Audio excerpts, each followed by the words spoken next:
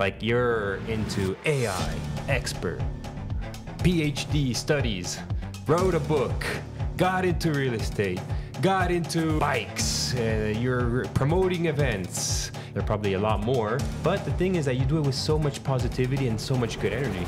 And I'm like, how? Who are you? Why do you operate like this? Everything what I do is like, I do it because I have fun. I like what I do. I really like what I do. These are some of many other key moments where I just learned, okay, you just have to do it. You just have to try it. Stand up, fall down, stand up again. Well, actually, I wrote my master's thesis about chatbot. When I wrote it about chatbot, there was no AI in the chat. Where do you see ChatGPT going? You yourself as an expert. Well, I think I as an expert would say... Hello, okay. Sophie. Nice to have you on. Hi, nice to be here.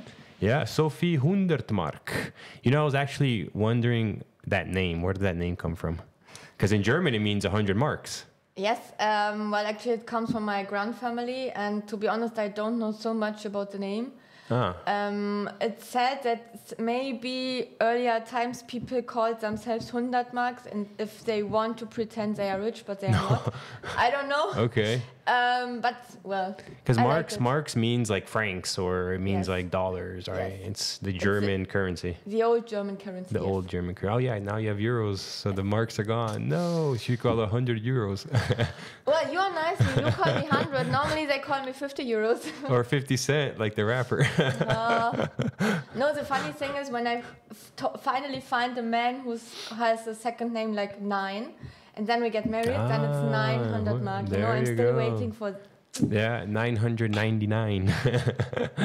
Awesome. It's good to have you on, Sophie. It's been a while that I've been wanting to ask you on, because you're a super interesting person.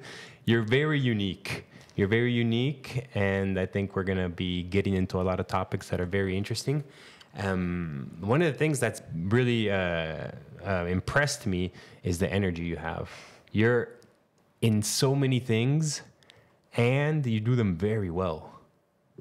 Like you're into AI, expert, PhD studies, wrote a book, got into real estate, got into bikes, you're promoting events, and I'm probably not even mentioning everything right now. There are probably a lot more. But the thing is that you do it with so much positivity and so much good energy. And I'm like, how? Explain. Who are you? Why do you operate like this? Well, this question actually comes sometimes, and I think the only reason why it is like this, everything what I do is like, I do it because I have fun. I like what I do. So they're not really things that, of course, I mean, every time you have to do something you don't like. But anyway, normally all the things that I'm doing, I really like what I do. I like my AI topics. I like writing a book. Most of the time I like my PhD.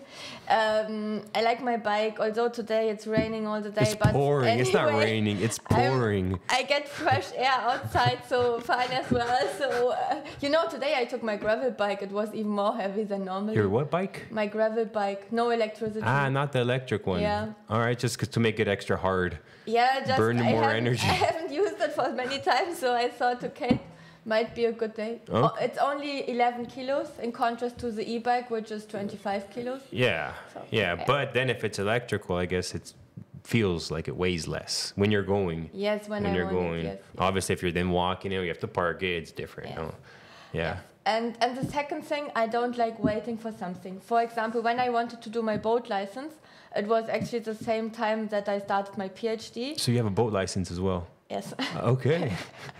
Always something new. Okay. And I mean, it was springtime, and I was like, okay, actually I would like to do the boat license, but well, I just started the PhD. For my PhD, I had to, at the beginning, twice a week, I had to go by train to University of Fribourg. So from Ticino, it took me 4 hours. It was not the best time to start the boat license, but I thought anyway, I would like to enjoy driving a boat, so I do it. And I did it. And maybe it took me 1 week longer than others, but well, and that's how I do it. Same like with the tiny houses now. I don't know if it's the best time. I mean, I always have many other things to do. But I just saw this land and I was like, okay, come on.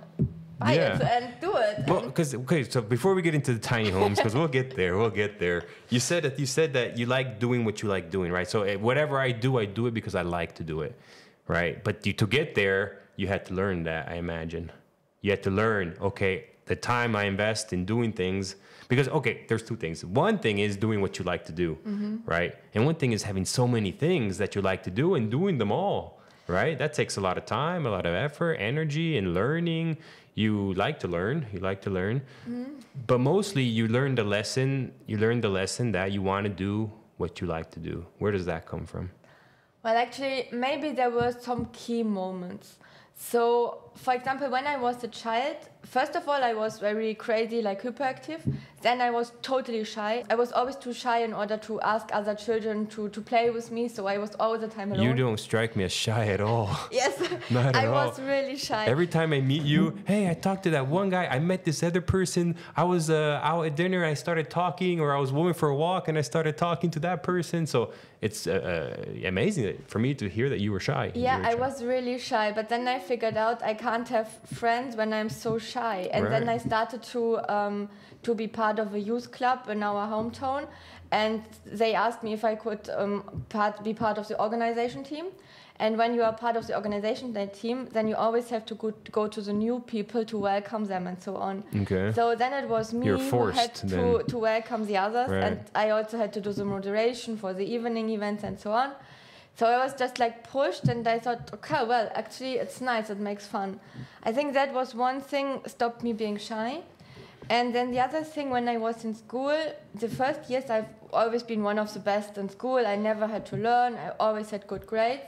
And then I don't know what happened, but it totally changed. It was not that I was completely bad at school, but I lost my best grades. Okay. And then I got a new teacher, and she was like, okay, everything that happens because of anything, and no matter what happens, life goes on. And she really taught me this idea of, hey, come on, no matter what happens, life goes on. Pick yourself up and go. Yeah, just try it, stand up and do it. And one day she came with a broken arm to school, and normally she was writing with her right hand. Then he was just standing there and was like, okay, from now on, I write with my left hand. Okay. I was like, okay. And she learned. Yeah. And I think these are some of many other key moments where I just learned, okay, you just have to do it. You just have to try it. Stand up, fall down, stand up again. Right. Yeah. That's typical in business as well, right? You have to fail so many times before you get it right. Yeah, right. You just have to try it. You have to try. I'm not the person who is thinking 10 times about if it's the right thing or not. I will figure it out when I do it. Right. Yeah. You'll think about it, and once or twice you'll say, oh, it's the right thing, and you'll go for it. Sometimes they have to force me to think twice, but yeah. Okay. That can also be wise. But so you had experiences where you're like, no, this is not something that I like to do. I'd rather invest all my time and energy in things that I do like to do, right? And when did the AI thing come into the picture? Because I don't remember now if we ever talked about that. Well, actually, I wrote my master thesis about chatbots. Actually, when I wrote it about chatbots, there was no AI in the chatbots. Chatbots is like if you go on a website and it pops up, yes. Hey, hello, and you have an automatic answer. Yes. Okay. And actually, that also just came by chance because I had the idea to get a job at the BLS, which is a train company in the Bern area. I don't know why I liked the team. I thought it's a nice idea. And then I asked them about an interesting topic. They told me, yeah, we are thinking about a chatbot. Then I had the idea to write my master thesis about the chatbot in order to get a job there later on. Okay. But then, I wrote my master thesis about chatbots, and then I get another consulting job, so I never worked there. But I figured out, okay, on the one hand, I can work independently, or let's say self-employed with my own company doing consulting for chatbots. Okay. And then some people started to mix up chatbots with AI. So they called me an AI expert, although I wasn't, because I only knew about chatbots. What was this? When was this? What year? Maybe 8 years ago. Okay. So, and first I always said, no, stop it, I'm a chatbot expert, but not AI.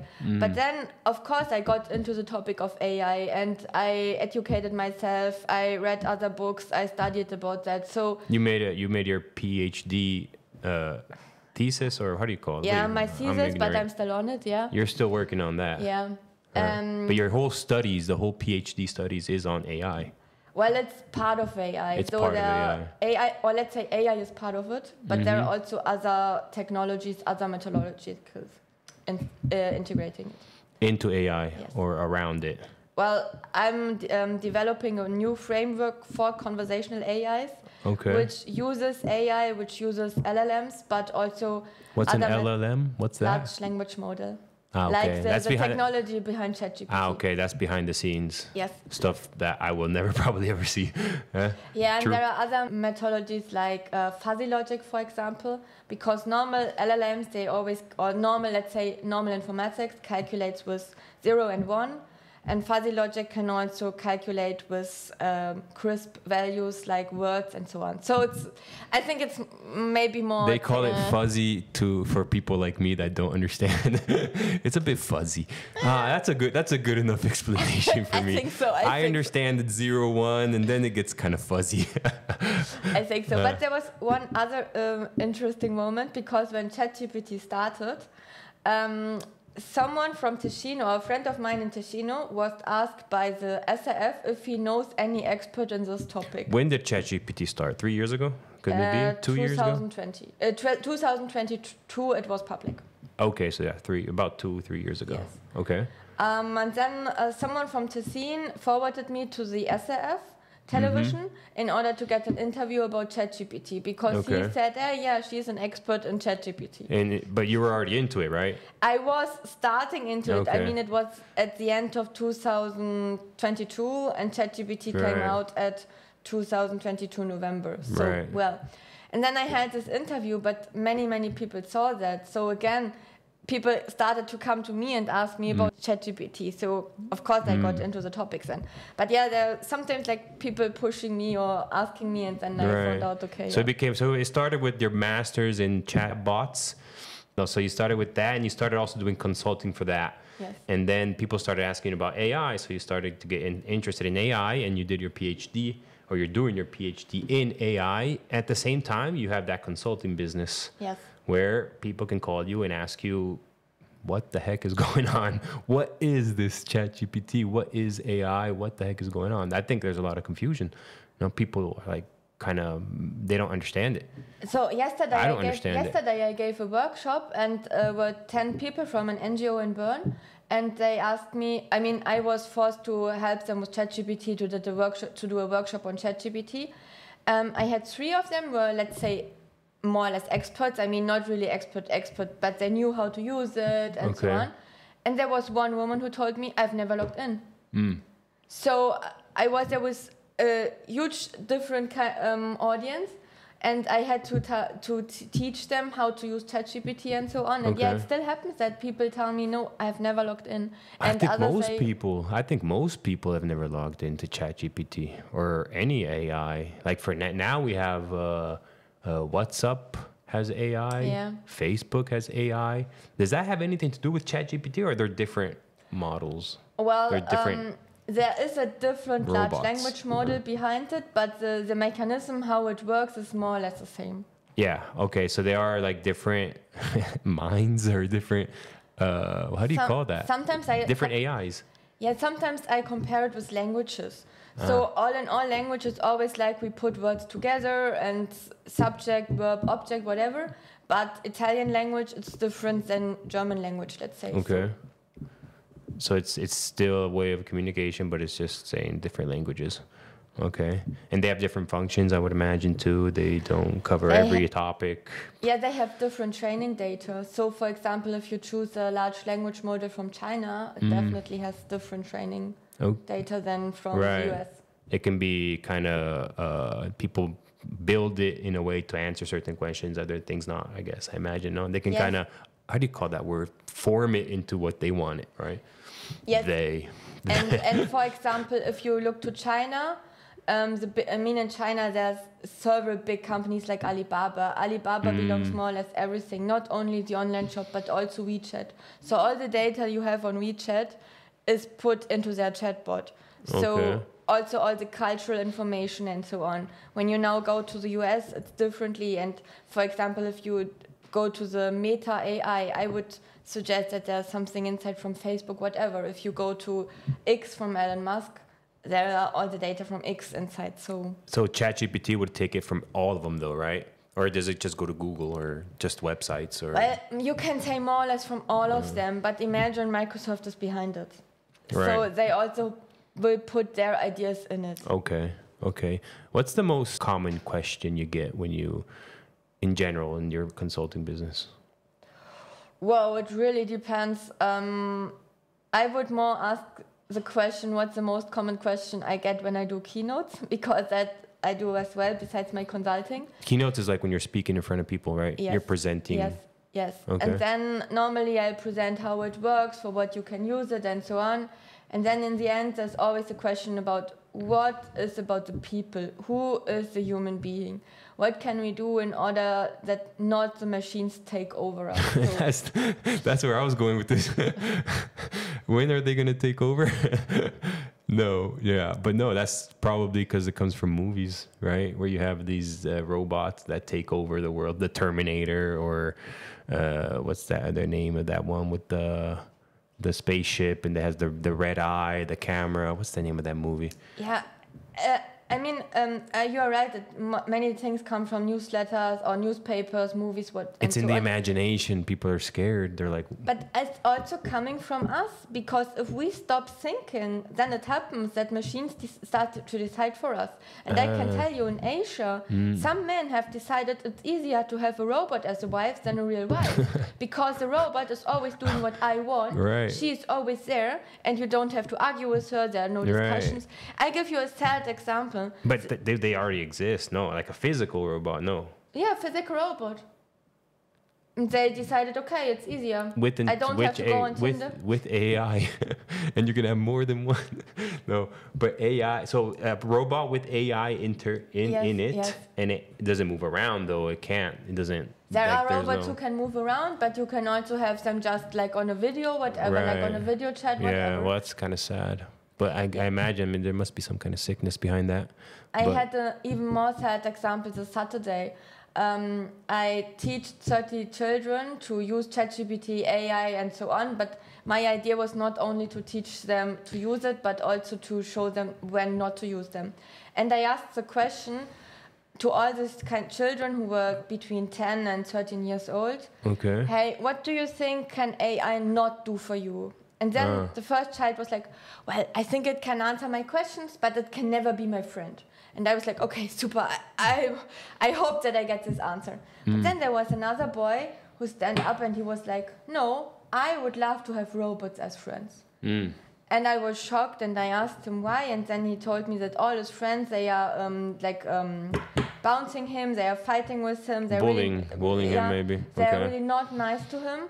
So that's the reason why he would like to have robots as friends. And then later on I went to his parents and asked them about that. And they told me that there's huge kind of mobbing in their school. Right. So that's why this little child would like to have robots. Okay, yeah, that's also kind of sad. No, poor thing. I would have thought you would have said they saw it in the movie. Like iRobot, or some cartoon where the robot is the best friend. No. Like a huge one. No. Yeah. But who knows what's gonna come in the future? I mean, that's kind of one of the big questions. I've been enjoying learning how to use AI in general, right? And it's been very fascinating. Like I find myself more often than not engaging in a conversation, but it's very helpful in a way. Like if I need to find something out, maybe now a third of the time I'll go to Google. The other time I'll just go to ChatGPT, or now I've been experimenting with the one I have on WhatsApp or the one I have in Facebook, where if I have a question, if I'm talking to somebody and, we're talking about Napoleon and I don't know, where was that city again? Oh yeah, ChatGPT, which city do you remember that time? And he'll answer probably I think it's mostly correct, right? What they're answering, these machines. Most factually. of the answers are correct, yeah. But you can also use it in a way like, tomorrow I have a difficult conversation, tomorrow I have a difficult meeting, whatever. and you can say ChatGPT some information about this meeting and tell him, give me some questions to prepare, or ask me some questions, or what do you think if I write this email? How does it sound? How does it make me? The last week I was playing soccer and I got hurt on my calf. And it happens pretty often, but it was kind of weird. So I didn't really, it's not like a normal injury. I think I got hit, right? So I was kind of uncertain how to treat it. And I went into ChatGPT and I had a long conversation on how to treat it, what is best, what's not best to do, how many days, when. It gave me a list of things to do. And I'm like, wait, I have to work. Not so extreme. I can't put ice every single hour on it, 20 minutes and then take it off and then 20 minutes again. And it adapts, it adapts to who I am and what I need. And it answers in a way that if I were to look on Google to find that information, it would take forever. Yes. I'd have to look on videos. I follow some psychotherapists? No, physiotherapists, sorry, psychotherapist. No, physiotherapists on YouTube. And in the past, I would always look for the videos, how to treat a muscle injury, and I'd have to listen to it all. And now ChatGPT does that for me. Yes. It can even recommend me their videos, or go to minute 1:30, and there you have the answer. And yeah, it's really cool, but it's also like, this is something new that's starting. Right? I did something similar last week, and for me it was really interesting because ChatGPT was not only focusing on the physical part, it was also like, but have you said have you thought that it could be a sign of your whole body just to change anything else in your life, whatever. So it was really... It gives you insight into other things. Yeah, it was really interesting. Right? It was not just a physical thing, it was, wow. And it makes jokes. Do you say it or he or she? Well, or in German, it? I say always he. He in German. It's not neutral, das? Well, yes, actually, yes, but you talk with it or with him like it is a person. Right. So for now, it's always been for me it. But I did get the doubt now how to call it. Yeah, it's weird.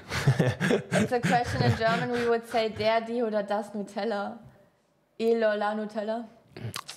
In German, it's a typical question. La Nutella. Okay. Because it's an Italian word and it's a new word, so they don't really know. Yeah. But no, yeah, I guess you... Then it does come sometimes with English words or words that come from other languages, if it's il or la, and you improvise and then maybe you make a mistake or not. I don't know. But anyway, if you are hungry and you don't know what to eat, take a glass of Nutella, take a spoon and just eat it. It's super nice. Okay, thank you for your health. An extra tip. Good health suggestion there. If you're hungry, forget food, forget fruit and vegetables, just have Nutella. Yeah. You won't find it on ChatGPT. You have to ask Sophie for that. There you go. ChatGPT will not give you that tip. Where do you see ChatGPT going? You yourself as an expert. Well, I think I, as an expert, would say no one can imagine what it will do in 1 year. Because have you imagined 1 year before what it is doing now? The development is going so fast. When you think on the first telephone, it took us years till the next era of telephone, iPhone, whatever came. But now that ChatGPT and bam, always new features. So. But can ChatGPT make itself better? Not really itself. I mean, there are mechanisms who integrate your user's feedback into it so that it gets a bit better. But besides, there are always new functions, for example, or new functionalities. So then it can be better talk, or I think it will be more integrated in our whole life. We already have Siri and so on, and we have the talking cars, but I think everything will be more connected, and it will start that ChatGPT can make your bank transfer, for example. Okay, yeah, or can book vacations for you. Yes. And that was also one thing I saw when I was traveling and I didn't know how to get from one terminal to the next. And I asked ChatGPT and it gave me the answers with videos and blueprints and go there and there. It was amazing. And then I did think, I want to organize a vacation next year. I wonder if I can ask ChatGPT to do that for me. I can ask it, organize it for me, but then to actually contact the hotels, contact the flights and book it for me, find the best deals, stuff like that. It doesn't do that yet, I imagine. It doesn't do that yet. I mean, if you are a developer or you have the programming knowledge, then you could develop it on your own, like some automatizations. Okay. You could develop it, or you could ask ChatGPT how to do it, and then you can do it. Yeah. So there are possibilities, but at the moment, it's not from ChatGPT. Okay. But it will come for sure in the future. So they will be possible one day. I mean, probably in the near future as well, to have like your own personalized AI that's your best friend and does everything for you. Goodness. And then it depends. I mean, how much like you want to think. And yeah, no, we can't stop thinking. That's not good. Yes. Thinking there was a joke about a German. There's a boat and it's off the coast of Germany, and it's starting to sink. And they send out, and it's one of those old boats, right, with the radio and like SOS, SOS, we are sinking, SOS. And you see the operator on the other side, you know, with this like, there's like a screen with the radar, and he picks up the microphone. He goes, yeah, and what are you thinking about? I know it. Yes. I don't know why that came to my mind, but I guess maybe because we're talking and you're German, and I said the word thinking, and it just came to me. Yeah. Well, I think it depends on us. I mean, for example, during the weekend, of course, sometimes I work during the weekend, but when I'm outside, let's say doing a bike tour, then I stop looking on my mobile. I don't even use Google Maps for the right track. I always try to find it on my own. Or we bought walkie-talkies in order to communicate when we are outside, because we don't want to have all this technology. And then sometimes it's nicer to find the way on your own. And maybe you find a new way. Maybe sometimes first you find the wrong way. Yeah. Can happen. I would. It would be fun to challenge like a 20-year-old nowadays to open a map and figure it out, right? Yeah. Where are you? You have to get there. Go. Yes. Right. And in a place that he doesn't know, right? But me too. I use maps all the time to get from. If I have to go somewhere, I just put in the address and I'll go. Never really thinking about it, like how slowly. It's super convenient though. That's why. Well, when I'm in a business context, let's say during the week, and I have to be fast, then I do it as well. Right. But on the weekend, when it's just about having a nice ride with the bike, then I don't really care if it takes me some longer or shorter, or if it's this or this way. Sometimes I hope to find something not directly on the mountains, but well, anyway. That's why maybe you like taking the bike. You're more out in nature, right? Yeah. Because you would often, I'd see you going up the mountain with the bike, and you can go easily with the car, but you'd rather go with the bike. Yes, then I'm outside, I have fresh air, I can move a bit. Yeah. Yeah. But then when you're going uphill, it's the e-bike. Yes. And not the lighter, but not electrical bike, right? Normally it's e-bike, yes. Okay. So your main thing is AI, right? That's your main business consulting. True? Yes, and I also have a... How do you split that though? You're right. You're doing a PhD, right? And you're consulting, and a bunch of other things. How do you split all your time up? I also have my job at the university where I teach and I do research. So most of the research I can use for my PhD, and also sometimes the research I can use for my lectures and so on. And the lectures, of course, they are always about AI. Yeah. But I do that as well. Yeah, it's a super efficient time management, right? Well, I think it's not really about thinking time management. It's more or less like I can prioritize it in any way. And again, what makes more fun to me, or what's more interesting, and or what's more important at the moment. And normally when I shut down my laptop in the evening, all emails are answered normally. Okay, all of them. Yes. Really? Well, I had the opportunity to work with you, and you got things done on time, right? You said, okay, I'm going to do something, and that's something I like, because so many times, how many times did it happen where I have no problem with somebody telling me it'll take me 2 weeks, right? And we talked about this before, right? Yes. Where for me, it's nerve-wracking when somebody says, I'll get it to you by tomorrow evening, and a week goes by, right? I hate that. I'm like, why did you tell me tomorrow evening? And I'm okay if there's maybe something comes up and, you can't but let me know. Yes. Let me know. Why do I have to call you then 2 days or 3 days later? I hate it. Yeah, it's something I don't comprehend. But with you, it was nice because you would say, okay, that's going to happen like that, and the deadline is that, and then you would get it done, right? And if not, then whatever, it's taking longer, but it's okay because we communicate.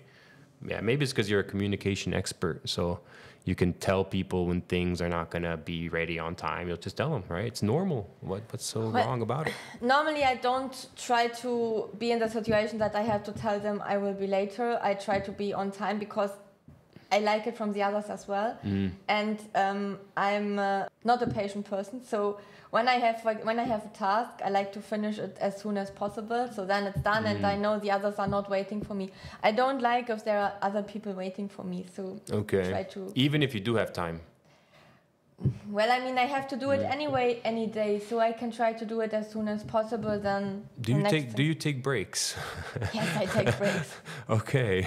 Do you work on something while you take a break? No. I mean, sometimes I think on things, but I take my breaks, yes. Okay, good. Because I was wondering that. Because you get so many things done, and you got so many things going on, I wouldn't understand, like... I guess I don't know. We are different. People are different, and it's okay. But I was wondering that. I was curious. Like I would one day of recording Sophie, see how she works, right? Yeah, but for example, this day, I mean, it stopped raining at more or less 11 o'clock. So today. Yes. Then I thought, okay, it's nice time to go to the Rustico up now because I wanted to do some stuff there, not working. So I took my bike, I ride up to my Rustico for 20-30 minutes. I did my stuff over there, I came back and I had a totally fresh mind and new ideas came into my mind, and I didn't check my mobile during this time, so yeah. Cool. And why don't you tell us how you got into tiny homes? Let's go from AI to time management to tiny homes. Well, to be honest, I don't know if there was this kind of moment where I was into tiny houses, but I started to get interested in the topic. First of all, the idea of having everything on a smaller basis, and what kind of things do you really need, and actually all the things you really need would fit in a tiny house. So it was this kind of idea, but it was also like, it's something completely new. I wasn't really into real estate before. I was working for a real estate startup years ago, but I wasn't really into the topic of real estate. So it was like, all new topics besides the topic is new at all. So there are not thousands of people working or living in tiny houses. It's something I can start to experience. And sometimes I like to figure out new topics. So you got into it this year, or while you were looking at the property? No, I would say like 2 years ago maybe. I started to get interested in it, and then I saw some films about it or documentations, whatever, how people start to live in a tiny house and so on. And I was thinking it's a super interesting topic. Not so many people know about it. So for me, it would be interesting also to make, first of all, to get into the topic, and then to make the topic more popular if I like it. So I wanted to get into it. And now you're getting into it. Yeah, right? But that was a bit by chance. I mean, I had in mind that maybe once if I see some land, I could buy land and build a tiny house, but it was not like, I have to look for land, I have to build a tiny house. Right. And then just by walking in Contra, I saw the super nice Rustico, and besides some land. And then you know the story. I came to you, I asked you if I can build a tiny house on the land. You said, you need to figure out. And architect and city and developer and all that good stuff. At first I was like, do I want this kind of bureaucracy and so on, but to add to everything else. Yeah, but then it's like always, if you want to have the tiny house, then you have to do the steps before as well. Right. So, and also with my experience before, it's like you always get into it in some point. Sometimes it takes you 1 week longer, but if you're open-minded, if you just try, you will figure it out. And then you know the story. We bought the land, we bought the Rustico. I already started living in the rustico, just a tiny rustico. Yes, and there are big rusticos and tiny rusticos. There are big homes and tiny homes. Yeah, and now we are talking with the architects about the tiny house plans. Right. And again, it's a learning. You learn so many new things and how to do it. And then you think, okay, now we are done with the plan. And then you figure out, now we are not done. We have to do 1 or 2 rounds more. Yeah. So yeah, it's a never-ending process of learning. That's for sure. Yeah. And Contra, you were there just by chance, no? Yeah, it was just by chance, yeah. By chance. We say by chance, and then destiny unfolds itself. So many times I talk about this in my job, how little coincidences bring to life-changing events. Yeah, but there is a small, not really secret. In my flat in Minusio, I mean, I have a huge view over the lake, but for me, the nicest thing is I can see the camping where I spent all my childhood. I mean, when I was a child, I told you I was always on the camping site in Zinero. So from my window, from my balcony, I can see the camping site. Right. When I'm in Contra, in my rustico, on the one hand, you can see the lake, but I can still see the camping site. But can you see your apartment in Minusio? No. That would have been funny. I can see both now. Okay, next rustico, we make sure that we can see both, okay? Oh yeah. Cool. No, yeah, the tiny homes thing is super interesting. It's something that's picking up, I think, not only in Ticino, but all of Switzerland, maybe worldwide. I don't know. I haven't gone that deep into that subject. It's funny to me to think that I do have experience with tiny homes. In the sense more, I used to live in a container. Oh. Oh, no, yeah. you have to start talking. Come on, where and when? It's funny. It's not a funny story, but it's funny because I went with the military, Swisskoi. We went to Kosovo, and it was back in 2008 to 2009. And we get there, and there's all these shipping containers built like a condominium, right? And every container had windows, had doors. Inside it had parquet, and it had like bunk beds and desks. And in 2 people, you would share 1 container. And that's where they would have heating as well. You can then electricity, and people would have TVs. You would actually have like a little tiny apartment. And I was there for 6 months, and I lived in a tiny house, and it's super possible. Obviously, it's like how big is a container? 30 square meters, 25 square meters. So it's kind of small, you know. It's not thought to be super luxurious, but it was efficient, I guess. What do you imagine? How big was my first apartment? What are we talking about? Studio apartment, 2.5, where you lived after you left your parents' house. Yes. You mean? Was it a studio apartment, or was it how many bedrooms are we talking? We are talking about 1 bedroom. I would imagine it was probably 20 square meters. 18. 18? Yeah. Okay. I mean, I started to study in Berlin, and I really couldn't find a flat. So the only flat I could find was these 80 square meters. You were probably paying like 3,000 euros a month. No, it was affordable, but Okay. the biggest problem was not about the size, it was about the smell inside. I don't know, I had some strange neighbors. Okay. But I figured out with this 18 square meters, and the funny thing was, it had a small kitchen, but only a very small kitchen. There was no oven. And you imagine I like baking, so for me it was a problem, or let's say the hugest problem. Yeah. And my father bought me a new oven, just like a small oven to put in there. And then half a year later I moved out, so I got a little bit bigger flat with a real oven. I didn't need it anymore.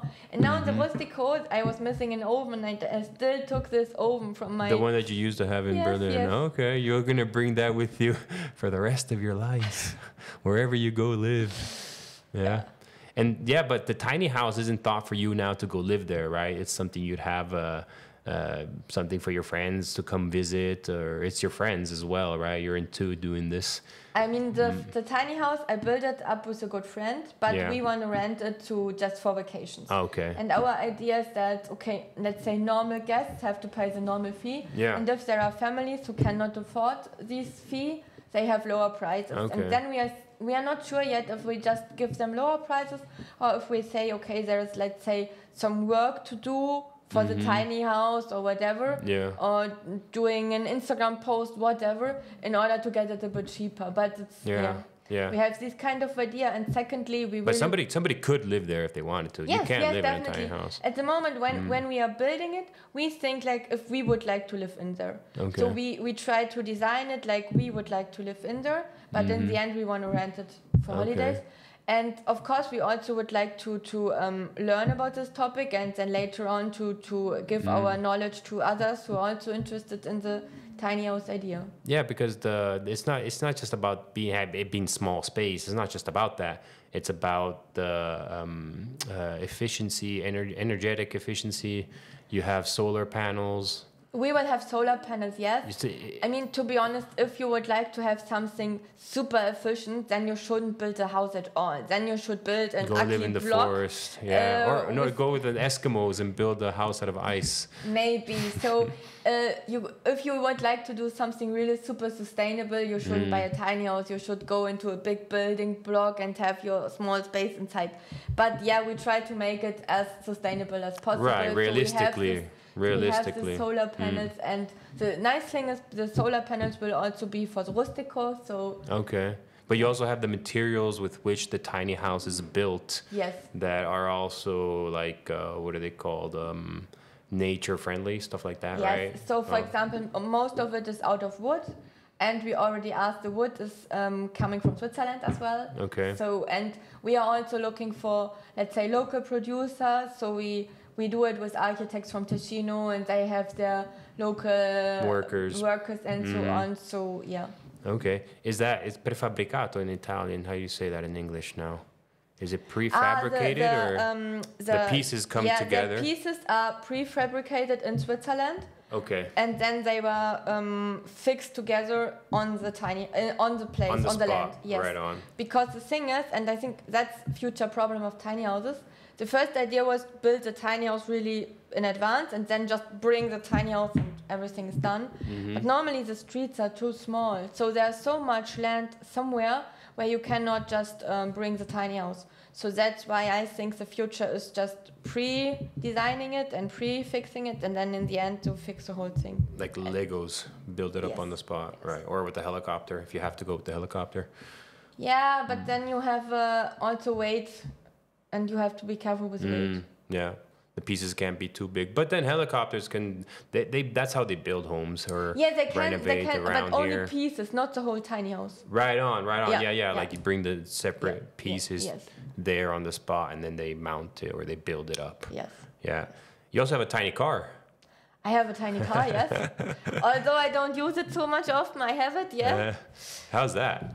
Actually, I saw it. It's really small. It's a funny car. We haven't talked about things that I cannot do, and actually it's driving car. You're not good at driving? I mean, I have my driving license. I did it when I was 17 years old. I did it in a very bad way. Then my father told me I'm not allowed to drive his car because I cannot drive. And I was like, well, actually, you're right. Then I moved to Berlin. I never needed a car. Then I lived in Dubai. I never needed a car. And then maybe when I lived in Solothurn, which is a smaller city in Switzerland. Maybe it would have been useful to have a car there. There you go. But at the beginning, I didn't even have a bicycle. I only had inline skates. Okay. And this was a point when I didn't know how to drive. I mean, I had my license, but I never tried it. So I was again too shy to start driving. And then I thought like, okay, I was always happy with my bike and can do everything with bike, train, whatever. And I never had a car. So now I bought this Rustico with this a bit up, and I can go there by bicycle, but I thought, might be a funny thing to have a car. And then I found this Microlino, which is a car which is a bit bigger than me, let's say. So really small, electric. And that's the first car I can drive on my own. I'm really comfortable with it. It's not like a scooter built with the cover with like a roof. It's really a car. It's 4 really wheels. A car, yes. I saw it. We crossed paths like 1 month ago, right, in Canobbio at the market, and you had a parking space which was really small. So, but here, like, so now it's winter. It's okay, you find parking everywhere. But in the summer, in the spring, in autumn, here it's full, and there are no parkings. There's a lot of traffic, so it could be also very comfortable to have a very small car. Yes. Is it smaller than a Smart? Yes, it's smaller than a Smart, isn't it? and it counts like a motorbike. It's a Migrolino with the G. Migrolino. Yes. Okay. And it's for the insurance, it's like a motorbike or Motorrad. Ah, okay. So I can also Motorbike. park it where I can park a motorbike. Ah, okay. So if they give you, the city gives you a ticket, you can say, hey, no, registration. Yes. Ah, okay. Interesting. Interesting. You see, like, one thing brought another thing. Yes. Tiny house, tiny car could be a good idea too. There's one other thing, last time we talked, I told you I have the dream to have a supermarket in Contra. A supermarket, yeah. One day, just got to build like 1,000 more tiny homes. Yeah, so now I have a first step, or an idea for a first step. Do you know sometimes when you are just hiking, there is, let's say, a fridge and people are selling their cheese or their marmalade or whatever? Yeah, in Valle Vrzaska, everywhere you have this kind of things. Nice. So that's my Easter project. Okay. I will start putting up something like a fridge, I will tell you in a minute, and make some cookies, whatever, and put them in there, because I thought, okay, there are many people walking just for hiking, so might be a funny idea. I know it's not a supermarket, but it's the start of the first supermarket. It's the beginning. In Contra. It's the beginning of the first. Yeah. So officially, you can say you had a supermarket or a market or whatever. Something's been sold in Contra. Yeah, and then it's food. And then the next funny thing, I don't know how it works. I will find it out in 3 days. I was thinking about, okay, there must be a way to have a fridge without electricity, because at the moment in the Rustico, it's always about too much electricity. So I asked ChatGPT, is there a way to have a fridge without electricity? And there are not so many fridges with, let's say, solar power. But there is an old idea. I was going to go there. You go first. Yeah. You have an idea? I mean, there are several ideas. I decided for the easiest one. Okay, which is? Which is, you have the things for the plants. Vase? A vase, a big one. You have a very big one. You put sand in it, and you put a smaller one in it. And actually, that should cool. The sand must be wet. Okay. And that should cool itself. I will try it during the weekend. Well, I mean, I think that's how they kept things fresh or cold in the past when there was no electricity. Yeah, they put it a lot down. You see that hole there in the wall? Yeah. Now people that are watching the video, they can't see it, but we believe that that used to be a place where they used to stock food. Yeah. Because that's what they would do. They would keep it underground. You put ground. You put salt. You wrap it up and then ground and salt more. I'm not an expert. I'm not really sure, but I do believe, like, also in the mountains, in these rusticos, they would have areas where you could go. Now, still, you have areas where there are deep holes, where there are like little mounds. They obviously they need to protect the food from like animals, bears, wolves, whatever. Mostly, you freeze meat, right? So you put the meat underground and you cover it with stones so they can't reach it. So I have an idea for the Easter weekend. I do my vase fridge and you make the hole. So then we can compare who's cooler. I have another idea. Let's buy an Easter bunny made out of Das Nutella. Das Nutella. No, but yeah, cool. I mean, ChatGPT gave you a good idea. There you go. I will try it. Always back there. Do you still use Google? Yeah. You do? For example, Google Maps I use, yeah. Ah, no, but that's different. That's different. Yeah, but I also use Google for some other things, yeah. Ah, another thing I found that was amazing, but I don't know if that's AI. Maybe it could be. Is that AI if this new feature on Google that you can take pictures of things and it'll tell you what it is or where it is? Yes. Or, is that Google AI? Lens. It's also AI. It's also AI. Yes. I had to figure out how an engine, a heating system worked of a house. And I was there for an hour. I couldn't understand. I called the old owner. I tried to add, and I took a picture of this thing there to regulate the timing, the heat, and the sun. And it was super complicated. And I found the instructions manual thanks to taking that picture. and all the explanations. It was super, super effective and good. Like, this is changing things. Yes, no? Definitely. It's like the internet in the 90s, where it's starting to change the world and you don't know where it's going to go. Yes. Yeah. It makes it much more easy to find this information. But I think first we have to learn to use all these tools. Or let's say for elderly people, it would be super, super cool. But no one is talking to the elderly people and inform them about what is working. They don't even know. They don't even know how to turn it on. Yeah. You know, I mean, I understand. But then, like, you have older people, they still have their phone connected to the line. Like, they're used to that. That's what they know. Like my grandmother, she passed away now, like a year and a half ago, but she still had in her home the phone connected to the Swisscom line. Right. My parents as well, yeah. There you go. Like, maybe they don't even want to learn, I think. So I don't know. That's something that could be very helpful to them, and maybe not. I don't know. Really, I think that different kind of elderly people. Some really like it, some are interested and want to learn something new, and others are like, okay, I'm old, forget it. But yeah, like, oh, it's too complicated. And they have their grandchildren and so on. Yeah, I think they're more like, for us, we're working, we're young, we're dynamic, and this is changing our world, changing the environment, changing everything, and we're super into it. So obviously we're gonna get into it, right? But if you're already more relaxed, calm down, you're that part of your life is over, you know, you're more about enjoying your time outside, and unless you're super passionate about it and you go study it, and, you know, you're not gonna I mean, you're not gonna want to even get into it unless it really changes everything big time. Like, people do have phones, you know, like, they need them. Maybe it'll get to a point where the phone in the pocket isn't needed anymore. Sure, you just have your earpiece or whatever, or I don't know. Eye goggles, now the VR reality as well. Like, that's super freaky, super weird.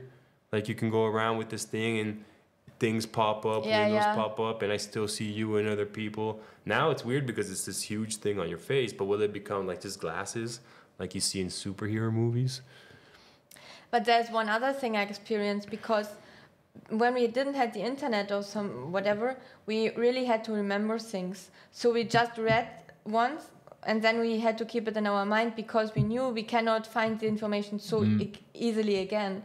Now we have Google Lens, what you said, we have the internet at all.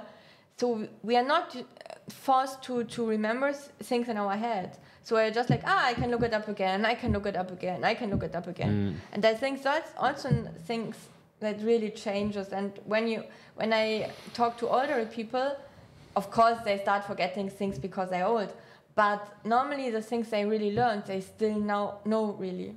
And I think in our generation, right, I guess it depends what age we're talking about, right? Yeah. I guess it really depends. Yeah. So you also feel like you're being an expert in AI is also for you a role to sensitivize or make people aware of also the downfalls and the dangers behind AI, right? Like, I see that's part of the thing. You feel like, okay, like, if you're talking to kids, you really care, like, they what is actually going on in them. It's not just consulting on how it works, it's also beware that this do not abuse it, right? Yes. And also make something on your own, make something without AI, go out and yeah. Super interesting, Sophie. Thank you for being on here. It was a very interesting chat. And thank you for inviting me. Yeah, no, it was excellent. Maybe we'll have you on again for sure. I find all these topics super interesting. And the one especially about this AI thing, mamma mia, it's crazy how the world will change. I do believe it will change. That's why I'm also asking, you know, also we have other, we talked about AI and real estate. How will that go together? You know, like, we're exploring this new world we're diving into, you know? You just said the glasses. I mean, I would say at least now you don't need to really visit a real estate. You can just make a nice video, put on the glasses to your client, and your client can imagine it on his own. Oh, that definitely is good, I believe, for new buildings, right? Or if you want to renovate, like, to see how it will be. Or if people cannot visit it because they're too far away or whatever. Well, yeah, but that's what I'm saying. So if you have a physical, I mean, this is from my experience, but also my belief. If you have a physical building or house or apartment that already exists, you have to go and see it. Like, okay, it's one thing to see it inside your goggles to imagine it, but you have to go see it because there's the neighbors, there's the birds that are singing, there's the smell, right? And so it's such an important decision to make that you can't not go visit it. But like for a land, you have only land, and there's a project they have to build, and you're a person that doesn't have a great imagination. You look at the plans and you're like, I can't really feel it. To have goggles like that and be able to step into the building is amazing. And I did it with an architect. There was an apartment we were renovating, and we had to transform 2 rooms and under a roof into an apartment with stairs and everything. And I couldn't, and he said, oh, wait, I'll do it. He went within his program. A couple of days later, I went to his house. He gave me the goggles, super huge. This was already like 4 years ago, so you can imagine. And I went in and it's like, wow, I understand. Like, it was that feeling like this will change. Maybe it's a bit early still. Like, it's cool and all, but maybe it's just too big and it's still too expensive, so it hasn't taken off as one would think it can take off. But it'll get there. I'm sure it'll get there. And then everything's going to change. The rebellion of the non-phone people. That's us. That's us. Thank you for being on. Thank you. Alrighty then. Have a nice day. Yeah, no, it's not. It's evening. Bye, everybody. We're good. Yeah, thank you. Hey, thank you. That was great. Yeah, it was cool.